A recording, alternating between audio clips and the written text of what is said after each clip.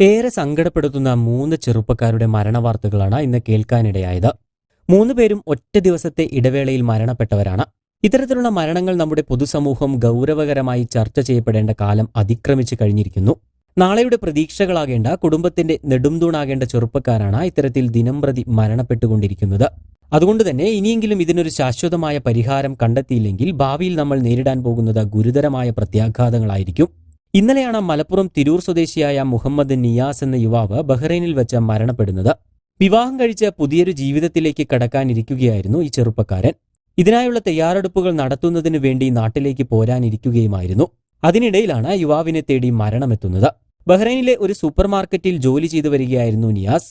ഏറെ സന്തോഷത്തോടെ നാട്ടിലേക്ക് പോരാനുള്ള തയ്യാറെടുപ്പുകളെല്ലാം നടത്തുന്നതിനിടയിലാണ് പെട്ടെന്ന് താമസ സ്ഥലത്ത് ഇയാൾ കുഴഞ്ഞു വീഴുന്നത്. തുടർന്ന് ആശുപത്രിയിൽ പ്രവേശിപ്പിക്കുകയും അവിടെ ചികിത്സയിൽ തുടരുന്നതിനിടെ ഇന്നലെ മരണത്തിന് കീഴടങ്ങുകയുമായിരുന്നു. അതുപോലെ തന്നെ കുവൈറ്റിൽ ജോലി ചെയ്യുന്ന ഫോർട്ട് കൊച്ചി പള്ളുരുത്തി സ്വദേശിയായ അറക്കൽ വീട്ടിൽ അനൂപ് ബെന്നി എന്ന യുവാവിന്റെ മരണവും ഏറെ ഞെട്ടലുളവാക്കുന്ന ഒന്നുതന്നെയാണ്. വിവാഹം കഴിഞ്ഞ വെറും 6 മാസം തികയും മുമ്പെയാണ് യുവാവിന് മരണം തട്ടിയെടുക്കുന്നത്.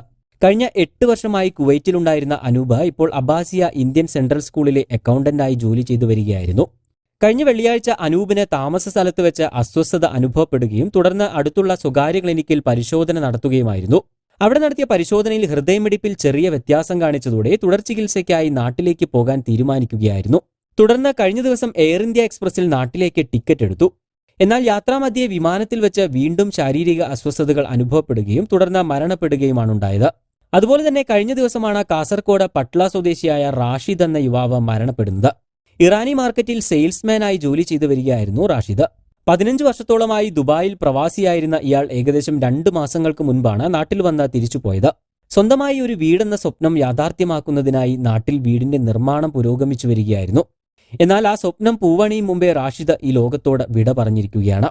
ശാരീരിക അസ്വസ്ഥതകൾ അനുഭവപ്പെട്ടതിനെ തുടർന്നാണ് റാഷിദിനെ ആശുപത്രിയിൽ പ്രവേശിപ്പിക്കുന്നത്. തുടർന്ന് അവിടെ വെച്ച് മരണം സംഭവിക്കുകയായിരുന്നു. 10, 4, 3 വയസ്സുള്ള 3 കുട്ടികളുടെ പിതാവാണ് റാഷിദ്.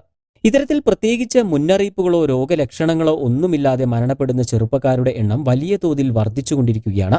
അതുകൊണ്ട് തന്നെ നമ്മുടെ സർക്കാരും ആരോഗ്യ വകുപ്പും പൊതുസമൂഹവുമെല്ലാം ഇത് ഗൗരവകരമായി ചർച്ച ചെയ്യുകയും ഇതിനു പിന്നിലെ കാരണം കണ്ടെത്തുകയും വേണം. ഇത്തരം മരണങ്ങളുടെ നിരക്ക് കോവിഡിന് ശേഷമാണ് കൂടിവരുന്നത് എന്നത് സാഹചര്യത്തിന്റെ ഗൗരവം വർദ്ധിപ്പിക്കുന്നതാണ്. എന്നാൽ 2022 ICMR നടത്തിയ ഒരു പഠനത്തിൽ ഇത്തരം മരണങ്ങൾക്ക് കാരണം വാക്സിൻ അല്ല എന്ന് കണ്ടെത്തിയിരുന്നു. മറിച്ച് കോവിഡ് രോഗം ഗുരുതരമായി ബാധിച്ചതും മദ്യപാനമടക്കമുള്ള ജീവിത ശൈലികളുമാണ് ഇത്തരം മരണത്തിലേക്ക് ആളുകളെ നയിക്കുന്നത് എന്നുമാണ് കണ്ടെത്തൽ. അതുപോലെ തന്നെ കഠിനമായ വ്യായാമ മുറകളും ഇത്തരം മരണത്തിലേക്ക് ആളുകളെ നയിക്കാമെന്നും കണ്ടെത്തിയിട്ടുണ്ട്.